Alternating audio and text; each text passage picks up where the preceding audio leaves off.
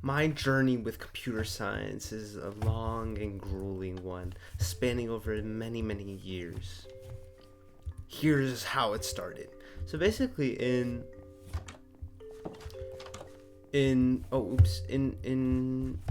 third grade probably, we did like hour of code or whatever, where you basically had to like do an hour of coding with blocks or something as part of like a state initiative or something to do it. And so yeah, I got up into coding. I always liked math. I always liked logic a lot. And so coding was pretty natural, I guess. And so after that, in fifth grade, I think I started using Scratch, and I would just make like random games with it. I was really bad with it, honestly. Uh, and it was fun. If you guys don't know, Scratch is basically a block-based programming language where you drag and drop a bunch of blocks and you can make games, animations, a bunch of different stuff. So I use that a lot. Then after that, in in seventh grade, there was a Science Olympiad event called Game On, and basically what you had to do is make a game, a science-related game, a science-themed game within the span of 50 minutes. Um, and honestly, my partner for that event taught me so much about Scratch. Like, it's actually insane.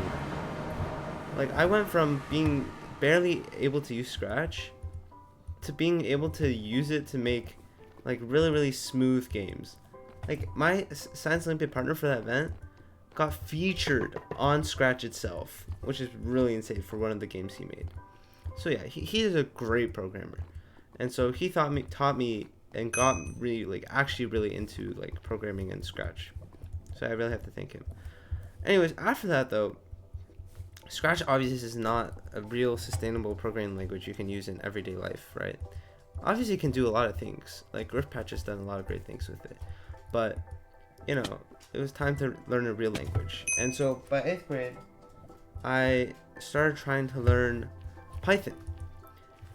And like at this time, I think I tried learning a bunch of other like real programming languages before, using a bunch of different methods, so I had somewhere to start. But I never really sat down and fully learned a complete language, right? And so with Python, what I basically did was I queued up a 6-hour video on YouTube, how to do Python. I watched the whole thing through, following along. I watched it one time. And then I just started coding a bunch of random stuff. Like I tried making an RPG game, and then I stopped. And then I tried making a bunch of other stuff. And then I knew Python. Kind of. That's basically how it is. Like, I think all you really need to learn coding is if you get the logic down, which I had from scratch, the only thing you really need to learn is the syntax. And after that, you do a couple projects with it, you learn a couple concepts, you apply them, and then you're good. You know the language. And so, after that, though, in ninth grade, programming and the syntax and just like basic logic is one aspect of programming. But I started learning more like advanced algorithms when I was in ninth grade. Not actually algorithms, or maybe more like algorithmic programming. When I did a competition, right? I knew Python, so I was just like, okay, I'll just use this Python. And so I did a competition called Yusuko. I think I got silver. Did I get silver in ninth grade? Maybe. I'm not sure. I don't remember. But then I did that. After that, though, in ninth grade, I actually tried learning game development. And I made, because I had this really cool project idea. I wanted to simulate, like, how fires spread, right? And so I made a 3D simulation where each block was its own, like, tree. And basically, oh man, basically, I set something on fire, it would spew out, like, these, like, tiny fire particles. And then when it hit another block, it would, like, set it on fire. And so that was a project. It was really fun. And so, so yeah, I did that. And then I just lost interest in Unity. Like, I have this habit of just, like, abandoning my projects and not following through with a bunch of things. But after that,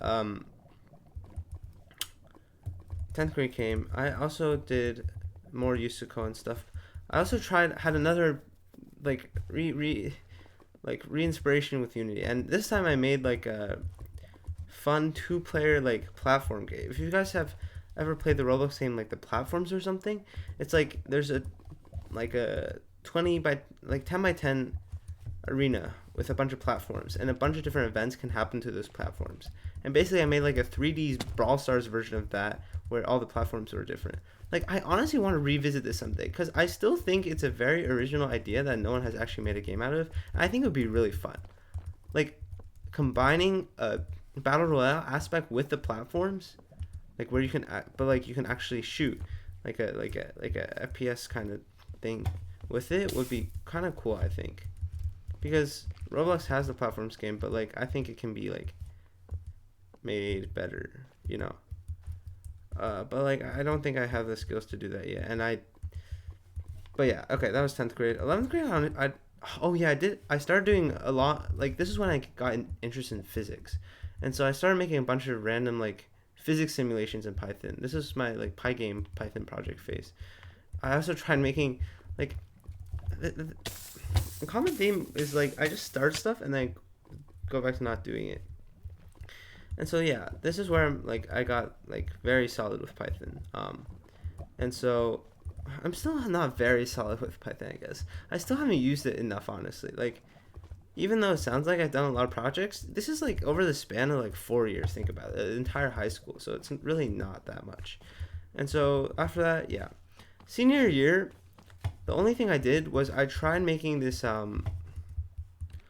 oh yeah, towards the beginning of senior year, I tried making this genetic algorithm thing, where basically you had a bunch of uh, dots, which were like individual like organisms kind of, and they were trying to get to another dot, and they would have basically a random walk first, and then they would get eliminated as they went.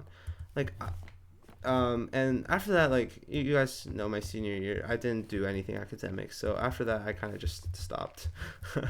And I haven't really picked up ever since, which is actually really annoying me. Like, I've made videos about this, and maybe I'll make a video more specifically focused on this topic, but like I have not done anything academically stimulating over the past couple like months, like in college basically.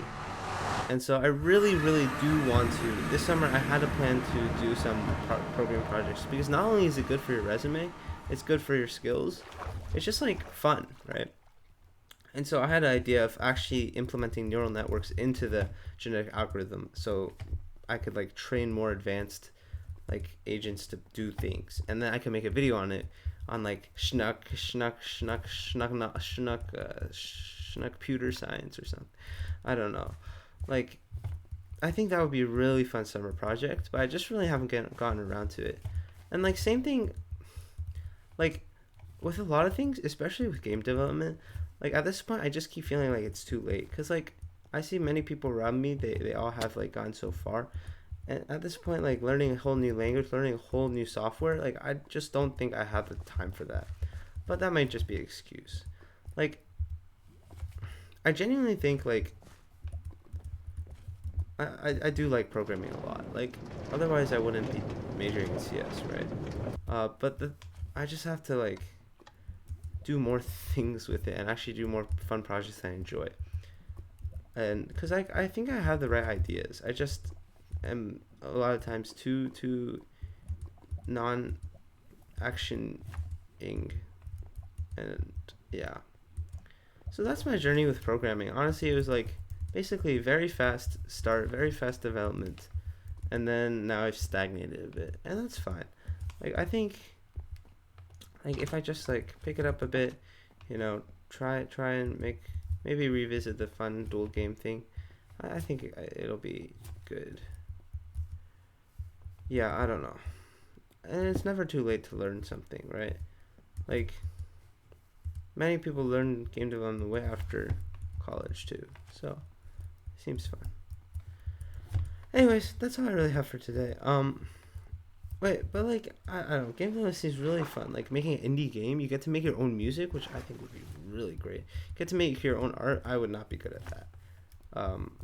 And just like I don't know, so many good ideas.